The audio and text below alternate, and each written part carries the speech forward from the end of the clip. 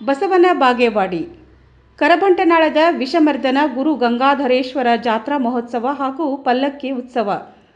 ವಿಜಯಪುರ ಜಿಲ್ಲೆಯ ಬಸವನ ಬಾಗೇವಾಡಿಯ ಕರಭಂಟನಾಳದಲ್ಲಿ ನಡೆದ ಜಾತ್ರಾ ಮಹೋತ್ಸವ.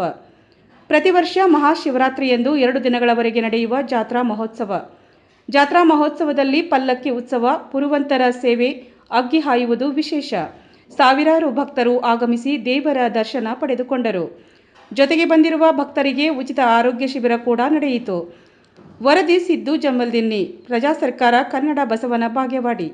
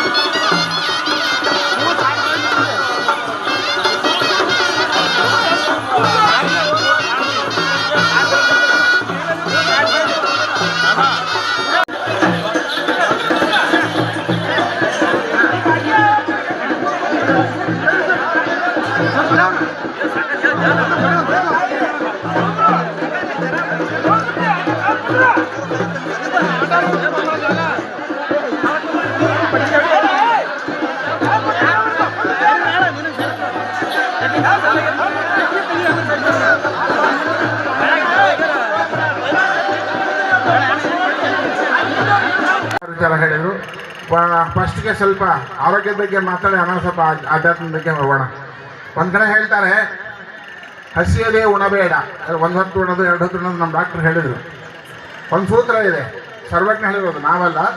ಹಸಿಯದೇ ಉಣಬೇಡ, ಹಸಿದ ಮೇಲೆ ಹಂಗೆ ಇರಬೇಡ. ಹಸಿಯದೇ ಉಣಬೇಡ, ಹಸಿದ ಮೇಲೆ ಹಂಗೆ ಇರಬೇಡ. ಬಿಸಿಗೂಡಿ ತಂಗಳ ತಿನ್ನಬೇಡ, ಬಿಸಿಗೂಡಿ ತಂಗಳ ತಿನ್ನಬೇಡ, ವೈದ್ಯನ ವ್ಯಸನವೇ ಬೇಡೆಂದ ಸರ್ವಜ್ಞ ಎನ್ನುವಂತಹ ಮಾತನ್ನು ಹೇಳ್ತಾರೆ. ಹಾಗಾಗಿ ಇವತ್ತು ನಾವೇನಾಗಿದೆ ಅಂದರೆ, ಗಡಿಯಾರ ನೋಡ್ಕೊಂಡು ಊಟ ಮಾಡೋಕೆ ಸಿಕ್ಕಿದ್ದೀವಿ, ತೂಕ ಮಾಡ್ಕೊಂಡು ತಿನ್ನೋಕೆ ಸಿಕ್ಕಿದ್ದೀವಿ. ಅಕ್ಕ ಮಾಡ್ಕೊಂಡು ತಿನ್ನೋದು, ಗಡಿಯಾರ ನೋಡ್ಕೊಂಡು ಊಟ ಮಾಡೋದು ಎರಡೂ ಕೂಡ ಅಪಾಯ ಎನ್ನುವಂತಹದ್ದನ್ನು ಇನ್ನೊಂದು ಮಾತು ಹೇಳಕ್ಕೆ ಇಷ್ಟಪಡ್ತಾ ಇದ್ದೀವಿ. ಏನಂತ ಹೇಳಿದ್ರೆ, ನಮಗೆ ಬಾಯಿ ರುಚಿ ಇದೆ ಅನ್ನೋದನ್ನು ತಿನ್ನಬಾರ್ದಂತೆ. ಯಾವುದು ರುಚಿ ಇದೆ ಅಂತ? ಬಾಯಿ ರುಚಿ ಇದೆ ಅನ್ನೋದನ್ನು ತಿನ್ನಬಾರ್ದಂತೆ. ಹೊಟ್ಟೆ ಹೇಳಬೇಕಂತೆ, ನೀನು ಚೆನ್ನಾಗಿರೋದು ತಿಂದೀಯಾ ಅಂತ. ಯಾವ್ದು ಹೇಳಬೇಕು? ಹೊಟ್ಟೆ ಹೇಳಬೇಕಂತೆ. ನೀವು ಹೊಟ್ಟೆ ಸರಿಯಾಗಿದೆ ಇದ್ದರೆ ನೀವು ತಿಂದದ್ದು ಆರೋಗ್ಯವಾಗಿದೆ ಅಂತ. ಇಲ್ಲ ಅಂದರೆ ಅದು ಪಚನ ಆಗೋಕ್ಕೆ ಸಾಧ್ಯವೇ ಇಲ್ಲ. ಹೇಳಿದರು ಪೂಜ್ಯರು, ಇಲ್ಲಿ ಮಕ್ಕಳು ಮಾಡ್ತಾರೋದೆಲ್ಲ ಹೇಳಿದರು. ನಿಜವಾಗ್ಲೂ ಕೂಡ ಏನಪ್ಪ ಅಂದ್ರೆ, ಹಪ್ಪಳ, ಸಂಡಿಗೆ, ಉಪ್ಪಿನಕಾಯಿ ಎಲ್ಲ ಊಟ ಮಾಡೋದು ಯಾವಾಗ ಅಂತ ಹೇಳಿದ್ರೆ ಹಬ್ಬದಲ್ಲಿ ಮಾತ್ರ ಅಷ್ಟೇ.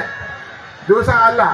ದಿವಸ ಕಾರ್ಬೇಡಿ, ರೊಟ್ಟಿ, ಇಲ್ಲಾಂದರೆ ಚಪಾತಿ, ಚಟ್ನಿ ಇಂಥವೊಂದು ಮಾತ್ರ ತಿನ್ನೋದು ಅಭ್ಯಾಸ. ನಮ್ಮ ಭಾಗಕ್ಕೆ ಹೋದರೆ ಮುದ್ದೆ ಸೊಪ್ಪಿನ ಸಾರು. ಎಲ್ಲಿ ನಮ್ಮ ಹಾಸನ, ಬೆಂಗಳೂರು ಆ ಕಡೆ ಹೋದರೆ ವಿಶೇಷವಾದ ಊಟ ಯಾವುದಂದರೆ ಮುದ್ದೆ ಸೊಪ್ಪಿನ ಸಾರು. ಅದಕ್ಕೆ ಹೇಳ್ತಾನೆ, ಮುದ್ದೆ ಅಂತ ಊಟ ಇಲ್ಲ, ಎಂಥದೋ ಸಿದ್ದಪ್ಪನಂತ ದೇವರಿಲ್ಲ ಅಂತ ಒಂದು ಗಾದೆ ನಮ್ಮ ಭಾಗದಲ್ಲಿ. ಹಾಗಾಗಿ ಏನು ಎಲ್ಲ ಆಹಾರಕ್ಕಿಂತ ಮುಖ್ಯವಾಗಿ ಏನಪ್ಪ ಅಂತ ಹೇಳಿದ್ರೆ, ಉತ್ತಮವಾದಂತಹ ಏನು ನಾವು ರೈತರು ಏನು ಬೆಳೆದಿರ್ತೇವಲ್ಲ, ನಮಗೆ ಸಮಾಧಾನವಾದಂತಹ ರೀತಿಯಲ್ಲಿ ಬೆಳೆದಂತಹ ಆಹಾರ ಪದಾರ್ಥ ಇದೆಯಲ್ಲ, ಅದನ್ನು ನಾವು ಹೆಚ್ಚು ಹೆಚ್ಚು ಗೌರವವನ್ನು ಕೊಡಬೇಕು. ಇವತ್ತೆಲ್ಲ ಏನು ಮಾಡ್ತಿದ್ದೀವಿ ಅಂತ ಹೇಳಿದ್ರೆ, ಹಿಂದೆ ನಮ್ಮ ಆಹಾರ ಪದಾರ್ಥವನ್ನು ಏನೂ ಇಟ್ಟು ಕಾಪಾಡಬೇಕಾಗಿಲ್ಲ. 24ರಿಂದ 30 ತಾಸು ಅವನಿಗೆ ಆಪರೇಷನ್ ಮಾಡಿದ್ರು ಅವ್ನು ಬದುಕಲಿಲ್ಲ. ಕಾರಣ ಏನಂತಂದ್ರೆ, ಒಳಗೆ ಏನು ಕರಳಿಗೆ ಅದು ಸುತ್ತಕೊಂಡಿದ್ದು ಹೊರಗೆ ತೆಗಿಲಿಕ್ಕೆ ಡಾಕ್ಟ್ರಿಗೆ ಸಹಿತ ಆಗಲಿಲ್ಲ. ಅಷ್ಟು ಕೆಟ್ಟ ಪರಿಸ್ಥಿತಿಯಾಗಿ ಆ ಮಗು ಸತ್ತೋಯ್ತು. ಸುಮಾರು ಲಕ್ಷಗಟ್ಟಲೆ ರೊಕ್ಕ ಹಣ ಮಾಡಿದ್ರು. ಕಾರಣ ಏನಂತಂದ್ರೆ, ಇಂಥ ಕೆಟ್ಟ ಪದಾರ್ಥಗಳನ್ನು ತಿನ್ನೋದು. ನೀವು ಜಾತ್ರೆಗೆ ಬಂದಿರ್ತೀರಿ, ನೀವು ನಾವು ಏನು ಹೇಳಿದ್ರು ನೀವು ತೊಗೊಂಡು ಹೋಗ್ರಿ. ಆದರೆ ಯಾವಾಗ ತೊಗೊಂಡು ಹೋಗ್ಬೇಕು, ಯಾವಾಗ ಬಿಡಬೇಕು ಅನ್ನುವಂಥದ್ದನ್ನು ಪರಿಜ್ಞಾನ ಮೂಡಿಸೋದಕ್ಕಾಗಿ ಈ ಆರೋಗ್ಯ ತಪಾಸಣೆ ಶಿಬಿರ. ನಾ ಇಲ್ಲಿ ಬಂದು ಕುಂತೀನಿ, ಬರೀ ಕರ್ದದ ವಾಸನೆ ಬರಕತ್ತದ. ಬಹುತೇಕ ನಮಗೂ ಊರಿಗೆ ಹೋದ್ಕೊಳ್ಳಿ ಏನು ಚಾಲೂ ಆಗತ್ತೆ ಅನ್ನಂಗೆ ಅಷ್ಟು ಕೆಟ್ಟ ಆ ಎಣ್ಣೆಯ ಕರ್ದದ ವಾಸನೆಯಿಂದ ಆರೋಗ್ಯ ಹಾಳಾಗ್ತದೆ. ಡಾಕ್ಟರ್ ಹೇಳಿದ್ರೆ ಸಿಗರೇಟು ಮತ್ತು ದಾರು ಕುಡಿಯೋದ್ರಿಂದ, ತಂಬಾಕು ಹಾಕೊಳ್ಳೋದ್ರಿಂದ, ಗುಟ್ಕಾ ಹಾಕೊಳ್ಳೋದ್ರಿಂದ ಎಷ್ಟೋ ರೋಗಗಳು ಬರ್ತಾವ ಅನ್ನುವಂಥದ್ದು ಹೇಳಿದ್ರು. ಕ್ಯಾನ್ಸರ್ ಆಗ್ತದೆ ಅನ್ನೋ ಅಂತ ಹೇಳಿದ್ರು.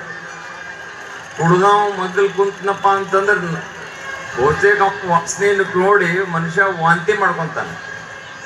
ಸಿಗರೇಟ್ ಸೇದವನ್ ಮಗ್ಗಲ್ದಾಗ ನಾವು ಕುಂತೀವಪ್ಪ ಅಂತ ಕ್ಯಾನ್ಸರ್ ಬರ್ತದೆ.